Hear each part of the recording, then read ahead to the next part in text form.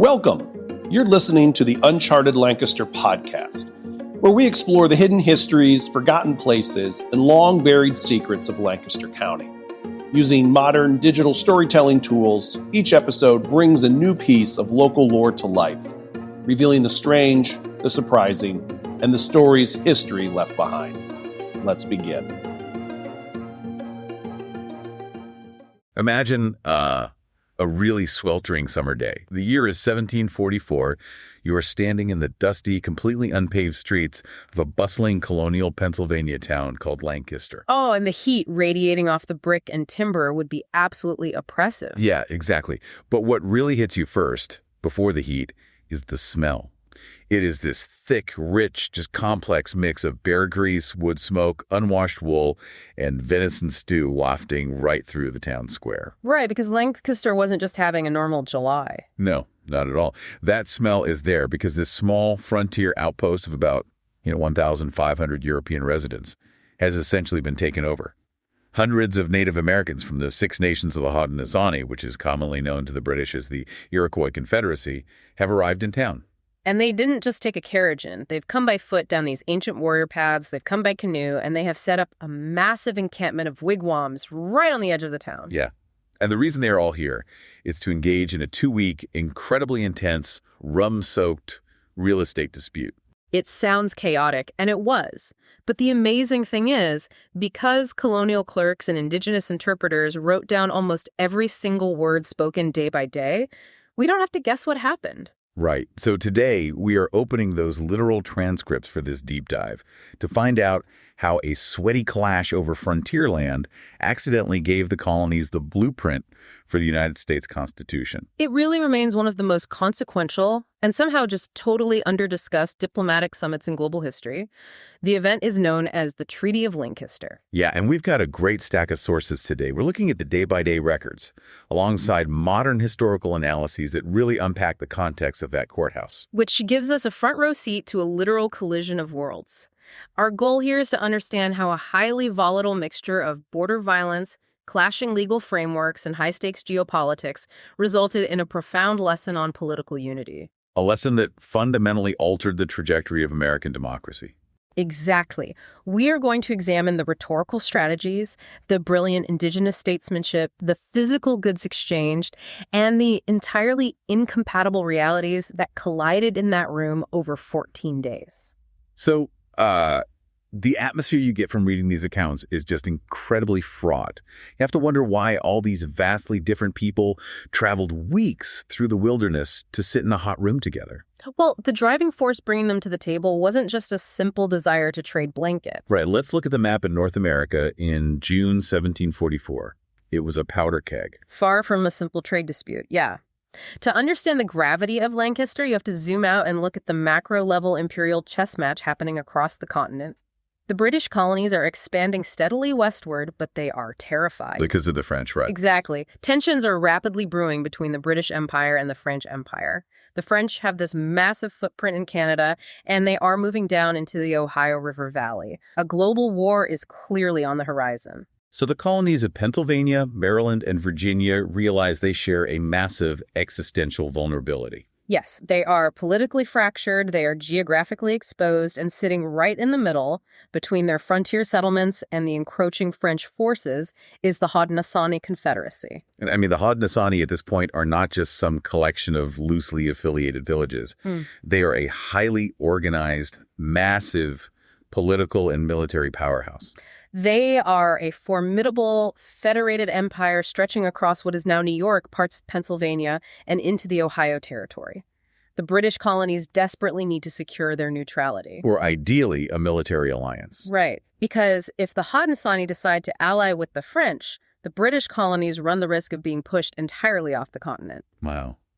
But simultaneously, the colonial governors have a secondary, entirely self-serving goal, don't they? They do. They want to systematically extinguish Indigenous land claims in places like the Shenandoah Valley. They want to clear the way for their own unstoppable westward expansion. So they arrive at Lancaster wanting two totally contradictory things. They want the Haudenosaunee to serve as a heavily armed, loyal buffer against the French, and they want them to sign away their ancestral lands. It's a very tense dynamic. Okay, let's unpack this.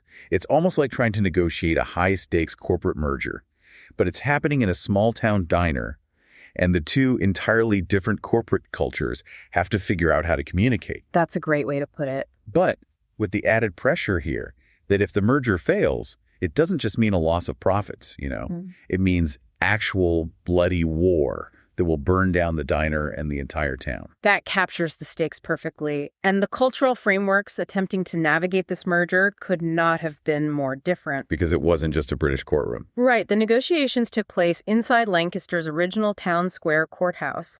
But the format wasn't dictated by British parliamentary procedure. This wasn't just a matter of men in powdered wigs sliding paper across a mahogany table and signing on a dotted line. No, the records detail this pageantry extensively. The entire 2-week process operated heavily on Indigenous diplomatic rituals. Yes, the Haudenosaunee really dictated the pace. There were mandated days of rest before any actual business could even be discussed. They had to clear the metaphorical path, wipe the tears from the eyes of the mourners, and establish a clear mind before getting down to the brass tacks of geopolitics. And that required a very specific, strict order of speaking, heavily reliant on physical evidence. They didn't just exchange words. They exchanged wampum belts, right? Exactly. Now, wampum often gets mischaracterized in popular history as mere Indian money, but in a diplomatic setting, it was an entirely different technology. It's so much more than that. It really is. These were belts woven from purple and white quahog clamshells. They were complex, physical, mnemonic devices used to validate and literally record the points being made. They were basically legally binding documentation. Yes. When an Indigenous speaker made a profound point or agreed to a term, he didn't sign a piece of paper, he presented a wampum belt. The pattern of the shells encoded the agreement. And upon receiving it, the native delegates would let out these thunderous collective cries of "Yo-ha" to signal their unanimous approval. It must have been incredibly loud in that small courthouse. You can just picture the colonial townspeople hanging out of their windows to watch this. I mean, the records note they were completely fascinated looking at the painted delegates watching the ceremonies. And amidst all this profound cultural translation, there is a massive amount of eating, smoking, and drinking. Yeah, right off the bat, wine, punch, pipes, and tobacco were provided to everyone. It was diplomatic lubrication. It absolutely was. And sitting right in the middle of this swirling vortex of punch, wampum, and clashing empires is a man named Conrad Weiser. He is such a key figure here. He is. He's the official interpreter for Pennsylvania, acting as the vital linguistic bridge. He has lived among the Mohawk. He understands their language. And more importantly, he understands their metaphors. Which is huge, because he is translating highly complex philosophical speeches from an indigenous oral tradition into English. And translating the dry, legalistic demands of colonial governors back into Haudenosaunee metaphor. Without his specific ability to navigate both cultural realities, the entire summit collapses on day one. Totally. And that cultural translation was about to be pushed to its absolute breaking point.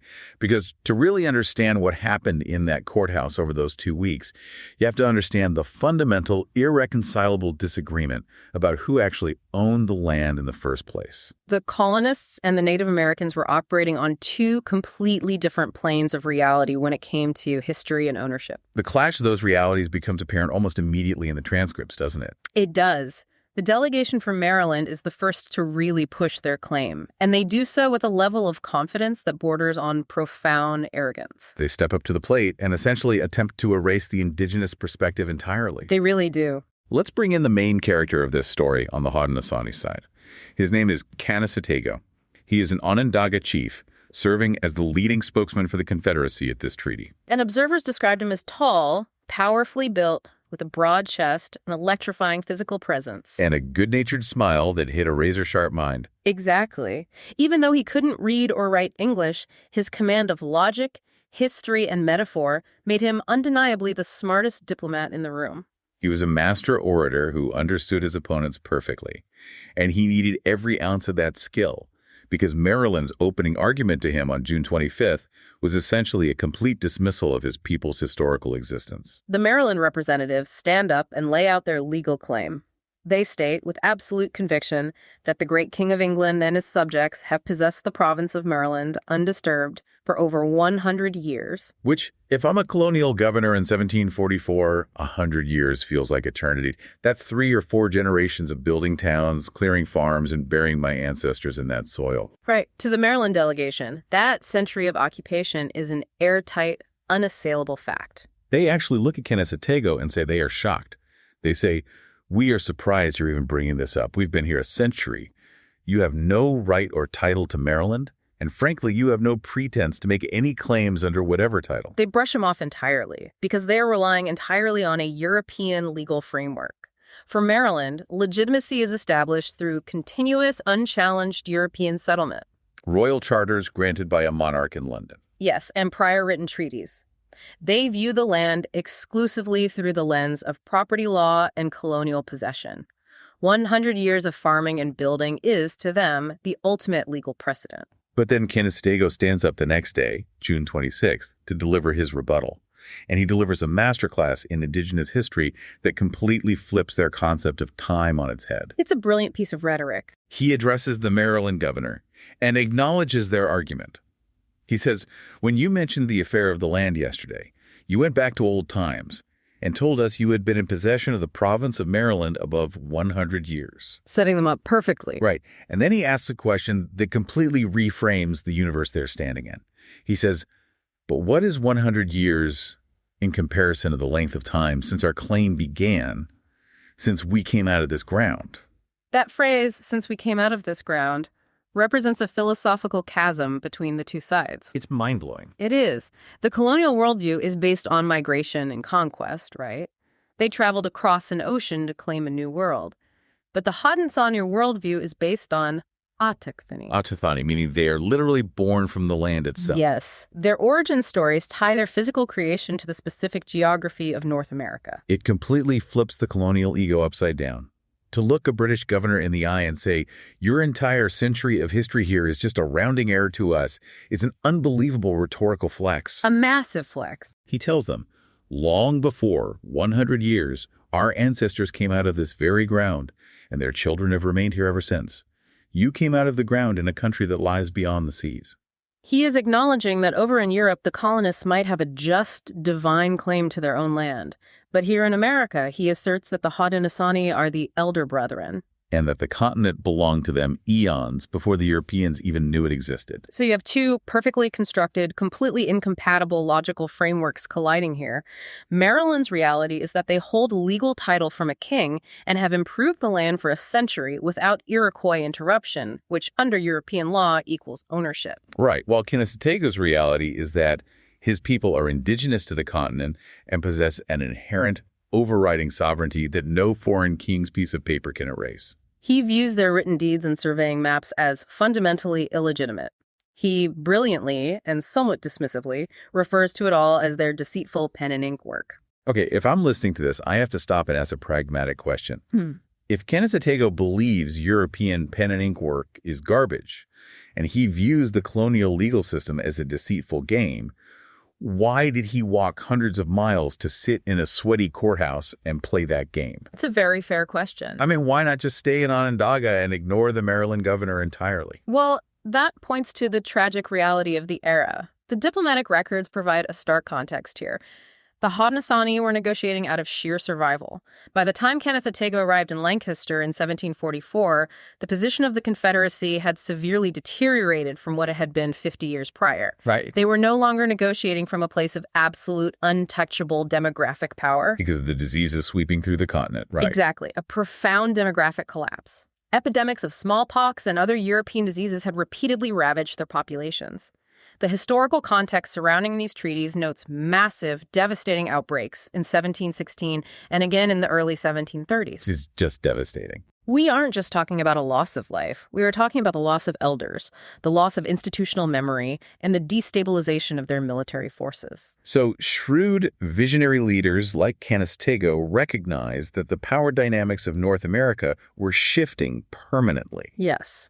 They could no longer rely on sheer military numbers to push the colonists into the sea. So diplomacy becomes their primary weapon. If you can't outfight the massive wave of immigration, you have to outmaneuver them politically. They had to leverage their strategic geographic position. They knew the British and the French despised each other and were marching toward war. Canassatego realized their best chance at survival was to play the two European empires against one another. Oh, They needed the British trade goods, specifically the firearms, powder, and lead, to protect themselves from the French and from other hostile native tribes acting as French proxies. So they were engaging in the pen and ink work because failing to do so meant diplomatic isolation, lack of armaments, and eventual annihilation. That's the harsh reality of it. They're forced into this European diplomatic arena. But Canassatego decides he is going to dominate it by using the colonists' own history against them. He does. He moves from dismantling Maryland's claim of antiquity into recounting the entire history of European arrival in North America, but he tells it entirely from the Haudenosaunee perspective. He uses this incredible, sprawling metaphor of a ship. This is where his brilliance as an orator truly shines. He starts with the arrival of the Dutch in the early 1600s. He reminds the British colonists that over a century ago, the Dutch came to their shores in a ship. Right. They brought highly desirable goods knives, awls, iron hatchets, and guns. The Iroquois recognized the value of these items and thought, these are good people. So Canassatego says the Haudenosaunee welcomed them and tied their ship to the bushes on the shore. But tying a massive galleon to a coastal bush is precarious. It implies the Europeans were vulnerable, fragile guests who could be washed away by the tide. Exactly. But as the trade relationship grew, Canassatego says they realized the bushes were too tender. So the Iroquois moved the rope and tied the ship to the trees. Notice the progression of stability there. But trees can still blow down in a severe storm. Right. So as they grew to value the Dutch alliance even more, they moved the rope to a strong, big rock, which the interpreter notes represented the Oneida country. Okay. And finally, for ultimate unbreakable security, they tied the ship to the big mountain representing the Onondaga country, the central fire of the Confederacy. And they didn't just tie it with hemp, they rolled a chain of wampum around it, and the chiefs sat on the wampum to protect it forever. It completely reverses the colonial narrative of dominance. The colonists arrived viewing themselves as the conquerors, the bringers of civilization to a wild land. But Canassatego is looking down at them and reminding them, when you arrived, you were weak. You were floating in a precarious wooden boat. We were the mountain. We protected you. We chose to anchor you to our strength. And then he seamlessly transitions the metaphor to the English. He notes that when the English arrived and took over the colonial holdings from the Dutch, an English governor came to Albany. Right. This governor looked at the rope of wampum tying the ship to the mountain and said, "Wampum can rot and break. I will give you a silver chain, which will be much stronger and last forever." The famous covenant chain. This wasn't just a metaphor. It was the foundational geopolitical alliance between the British and the Iroquois. Yes. And the choice of silver as the metaphorical material is vital. Silver is strong, but silver also tarnishes. It needs upkeep. Exactly. It requires constant, active polishing to maintain its shine. The covenant chain meant that the alliance wasn't a static document you sign and forget about. It was a living relationship that required constant face-to-face meetings, the exchange of gifts, and the airing of grievances to keep the chain from rusting. And Canassatego brings this up to actively guilt-trip the colonial governors sitting across from him. He is pointing out the rust. He is saying, we share this sacred, unbreakable silver chain of friendship, and yet look at how you are treating us today. Here's where it gets really interesting. I think of it like this. Imagine you have a friend who fell on incredibly hard times years ago. You let them crash on your couch for months when they were totally broke. You fed them. You introduced them to people. You protected them. Okay, I see where you're going. Now, decades later, they've gotten a massive corporate job.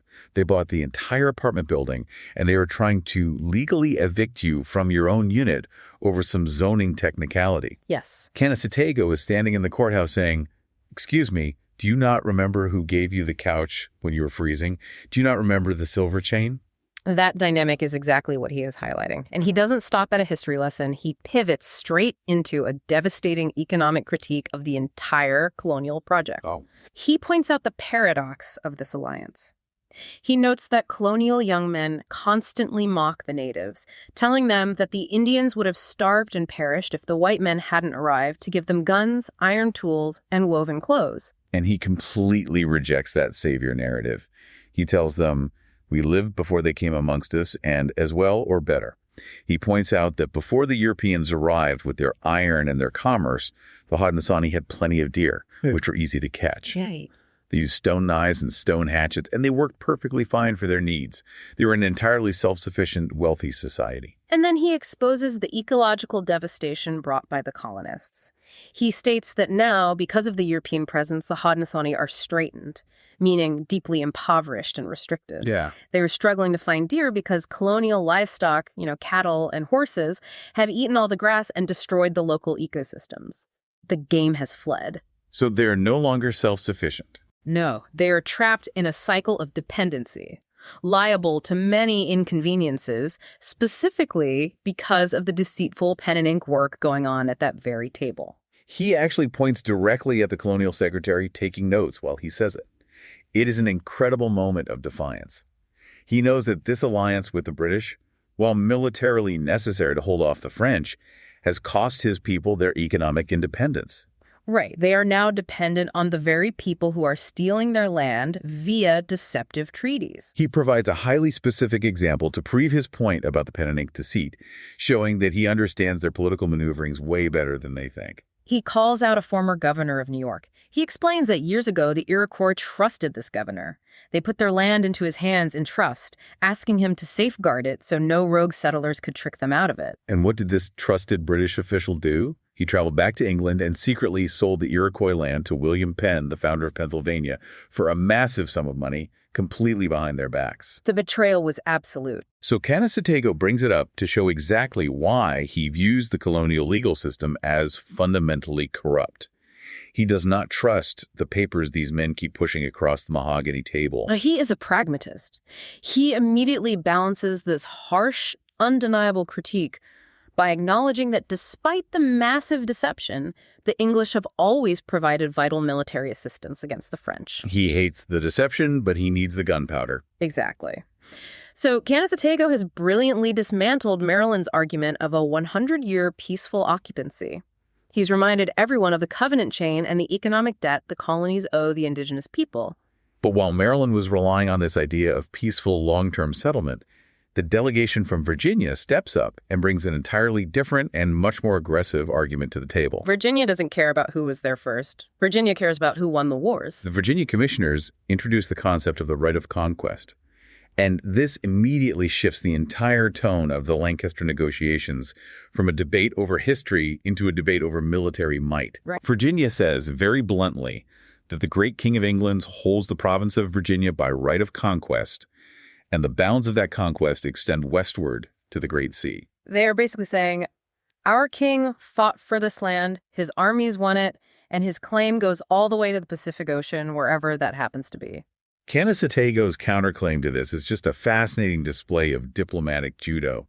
He doesn't reject the concept of the right of conquest, does he? He doesn't. The right of conquest was a mutually understood, brutal reality of both European and indigenous warfare. Right. He doesn't say conquest is illegal. The disagreement is over who actually did the conquering in the backcountry. Right. Canassatego flatly denies that the King of England ever conquered the Indians across the Appalachian Mountains. He looks at the Virginians and says, if you have a right to it, it must be by us. Yes. He asserts that 6 nations, his confederacy, were the ones who waged decades of war and conquered those backcountry tribes. Tribes like the Conestoga, the Susquehannock, the Connie. He lists them off. It's a huge shift in perspective. He says, we marched south, we conquered them, their lands are now at our disposal, and therefore, if the King of Virginia wants to expand his borders, he has to buy that land from the victorious Iroquois. This exchange exposes the profound tragedy and chaos of colonial frontier expansion.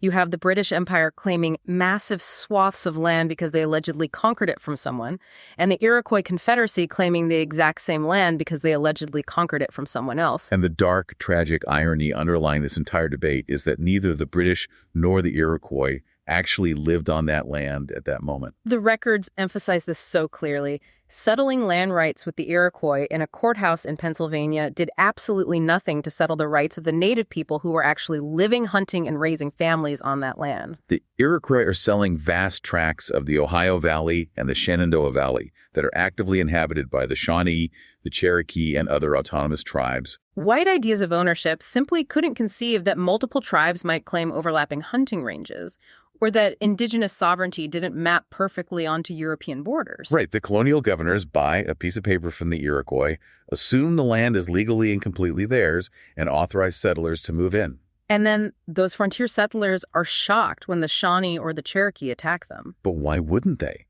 The Shawnee and Cherokee were never consulted. They weren't invited to Lancaster. They didn't see a single shilling of the treaty money.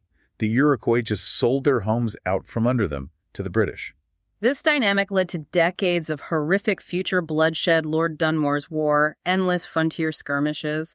It was a chaotic, bloody mess of overlapping, conflicting claims. And part of that chaos stems from a fundamental clash between European cartography and indigenous spatial understanding, right? Definitely. European land claims were often theoretical. They were based on abstract lines drawn on a map in London by a monarch who had never set foot on the continent.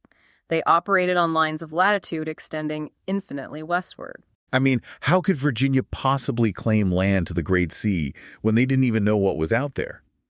It's like trying to play a game of chess on a board where the other person is playing Go. The rules of the actual grid don't match up. Exactly. The King of England says, everything between this specific parallel and that specific parallel belongs to Virginia from sea to sea. But indigenous realities were based on physical, observable topography hunting ranges, complex river watersheds, specific mountain ridges. Right. In these negotiations, Virginia insists that earlier treaties gave them everything up to the Mississippi River. The Iroquois push back, arguing they only ever sold land up to the Allegheny Mountains. And Canassatego voices a massive complaint about how the Virginians are actually behaving on the ground. He says that the Virginia settlers are swarming over the agreed-upon boundary like flocks of birds. Flocks of birds. Yes, they are just landing everywhere, completely ignoring the theoretical borders, chalking down trees, building cabins, and worst of all, they're settling right on the Iroquois' marching roads. The warrior paths. This was a massive logistical problem for the Haudenosaunee military apparatus, wasn't it? Absolutely. The Iroquois needed those paths clear to march their war party south to fight their traditional enemies, specifically the Catawba tribe in the Carolinas. If a family of white settlers decides to build a farm and put up fences right in the middle of a major ancient warrior path, violent conflict is absolutely inevitable. The records include a detail about the Catawbas that perfectly illustrates the complex web of native politics here. Virginia, trying to play peacemaker to protect their settlers, offers to mediate a peace treaty between the Iroquois and the Catawbas. And the Iroquois speaker shuts it down immediately. He says absolutely not. He recounts that the Catawbas sent them a diplomatic message claiming the Iroquois were but women, and that the Catawbas were men and double men. Which is a heavy insult. Yeah, the colonial transcript actually censors the next part of the insult, but it clearly implies a highly graphic anatomical taunt. The Iroquois are basically telling the Virginians, these people are treacherous, they insulted our honor deeply, and we are going to march down there and destroy them. Do not get involved in our foreign policy. It's a vital reminder that the world did not revolve around the British colonists. The Haudenosaunee had their own complex foreign policy, their own bitter, multi-generational rivalries, and their own wars to fight. They're dealing with the British as just one specific piece on a massive continental chessboard. Right. But all these grand philosophical debates about who owned the land based on history or conquest, and all these complaints about maps and marching roads were suddenly rendered completely irrelevant. Yes, the mood changes entirely. Because while they were arguing over 100-year-old deeds in a hot room, actual blood was being spilled on the road right outside. This brings us to a massively tense moment in the middle of the treaty when the governor of Pennsylvania, George Thomas, halts the land disputes to address a grim, immediate reality. On June 28th, the theoretical debates abruptly stop. Governor Thomas addresses the assembly with a very present crisis. He informs Canassatego that 3 Delaware Indians recently murdered a colonial Indian trader named John Armstrong and his 2 men in a barbarous manner and stole all his trade goods. This is a massive, immediate test of the alliance. Thomas is furious. He demands that the perpetrators be handed over to the colonial authorities for a British trial. And he warns Canassatego that if the frontier road isn't safe for traders, the trade will stop entirely. And if the trade stops, the Iroquois will be left without guns or powder, at the mercy of French economics and military might. He is putting extreme pressure on the Confederacy. So what does this all mean? This is where we see the incredible high-wire realpolitik of Canassatego on display. The Delawares are a subservient tribe to the Iroquois, right? Yes, the Iroquois refer to them diplomatically as cousins, but claim ultimate authority over them. Canassatego is caught in a brutal trap. If I'm Canassatego, I don't see a way out of this that doesn't end in disaster. If I ignore the murder and protect the Delawares, the British governor might declare war and cut off the supply lines. Right. But if I just instantly hand over Indigenous men to be hanged by a colonial court without a fight, I look weak, like a puppet of the British, and my authority over my subservient tribes crumbles. How does he navigate that? He handles it masterfully by separating the emotion from the politics. First, he expresses deep sorrow for the loss of life. He validates the governor's anger. Okay. He then asserts his authority, noting that the Iroquois have already met with the Delawares, reproved them severely, and ordered them to make satisfaction for the crime. He promises to send the accused men down to Pennsylvania to be examined. So he de-escalates the immediate colonial anger by showing that the Confederacy is handling the discipline. Exactly. But then, and this is a brilliant piece of diplomatic maneuvering, he engages in a subtle, highly effective form of whataboutism. Oh, I love this part. He says, "Yes, this murder of your 3 men by our cousins is terrible. We will handle it." But then he quietly reminds Governor Thomas that just recently, 3 Indians were killed by white settlers out at Ohio. And Canassatego points out that the Iroquois didn't make a huge fuss about it. They didn't demand a massive trial or threaten to cut off the alliance. They kept it quiet because they didn't want to create a disturbance and break the peace. It is a phenomenal rhetorical counterpunch. He acknowledges the crime of his subordinates, but he immediately highlights the glaring colonial hypocrisy regarding violence against Native people. He forces the governor to recognize that frontier violence goes both ways and that the Iroquois have been showing remarkable restraint in the face of colonial murder. He ensures that his people don't look entirely at fault, and he preserves the dignity and authority of the Confederacy while navigating a crisis that easily could have sparked a full-scale war. It shows exactly how fragile that covenant chain really was. It wasn't just a shiny metaphor they talked about in speeches. It was a daily, bloody struggle. They had to constantly manage the actions of rogue individuals on the frontier, both indigenous and colonial, to keep the whole continent from going up in flames. But eventually, the crisis was managed, and they had to get back to the actual business that brought them all there, the transfer of the land. Right. With the historical grievances aired, the borders debated, and the frontier justice negotiated, it was finally time to look at the goods and seal the deal. This is the moment where the abstract claims to the Shenandoah Valley become very real, physical commodities. The records detail the exact terms of the agreement. To formally extinguish the Iroquois land claims within the borders of Maryland and Virginia, the colonies agreed to pay 200 pounds in goods and 200 pounds in gold. And the transcripts actually list the exact shopping list of what that 200 pounds in goods looks like. The native delegates went into a chamber in the courthouse and meticulously examined the items. They didn't just passively take whatever the British handed them. They rejected substandard items, they haggled over prices, they acted as shrewd merchants. The list provides a fascinating window into the frontier economy and what was actually valuable to the Confederacy at that time. Yes, they agreed upon taking pieces of Stroud's, which was a highly sought-after type of durable woolen cloth, along with half-thicks and duffel blankets.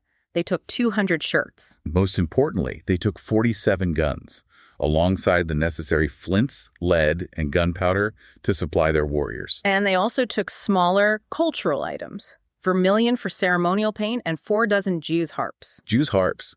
It's such a wonderfully specific human detail in the middle of this dense political text.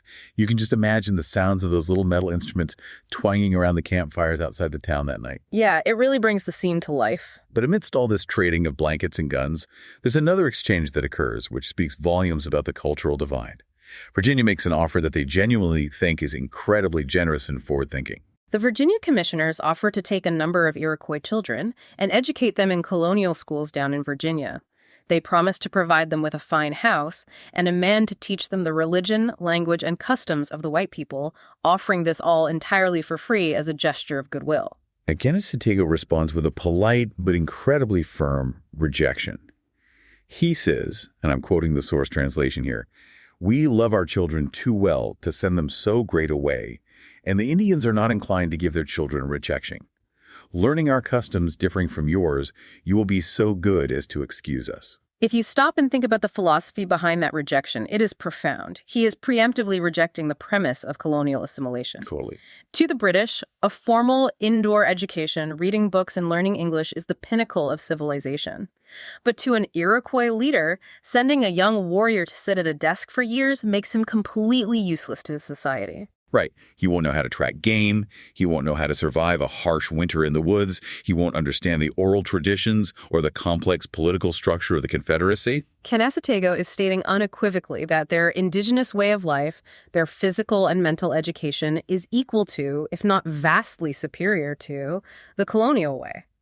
He is saying, we do not need to be fixed or civilized by your schools. It's an incredibly powerful assertion of cultural pride. Yeah. But, the treaty wasn't all heavy philosophical clashes. Once the deal was finally struck, the deeds were signed, and the goods were packed, it was time to celebrate. And in 1744, celebrating a successful treaty meant copious amounts of rum. Oh, definitely. And the transcripts record a very funny, very telling interaction during the final toast that shows how they built rapport. The British officials are feeling good, the tension is broken, and they start boasting to the native delegates about their recent naval victories over the French. They are bragging about sinking ships and capturing cargo. And Canassatego, who never misses an opportunity to exploit a situation, says, "Well, if you beat the French so badly, you must have confiscated a lot of their rum. We think you should share that French rum with us to celebrate." The British agree, but they decide to play a joke. They pour the rum into very small glasses, and they hand them out, calling them French glasses. They tell the Indians that this tiny portion is meant to mock the narrowness and stinginess of the French Empire. But then they immediately break out much larger, normal-sized glasses, fill them to the brim with rum, and call them English glasses to demonstrate how generous, wealthy, and superior the British are compared to their French rivals. The native delegates find this hilarious. The transcripts say they gave 5 loud yo-ha's in approval. This anecdote showcases the vital role of humor in diplomacy. It wasn't just dry negotiations, they were actively bonding.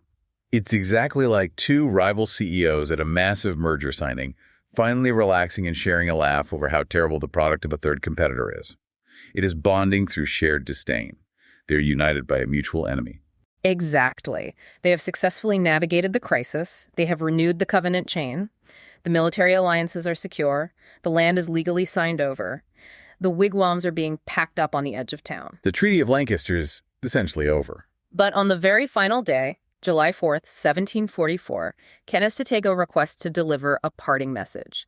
And this is the message that elevates this event from a simple real estate transaction into a foundational moment in global political history. He stands up before the assembled colonial officials. Over the past 2 weeks, he has had to negotiate separately with the governor of Pennsylvania, the commissioners from Maryland, and the commissioners from Virginia. Right, he's seen the dysfunction. He has seen firsthand how their independent, fractured, bickering governments make everything incredibly difficult, inefficient, and weak.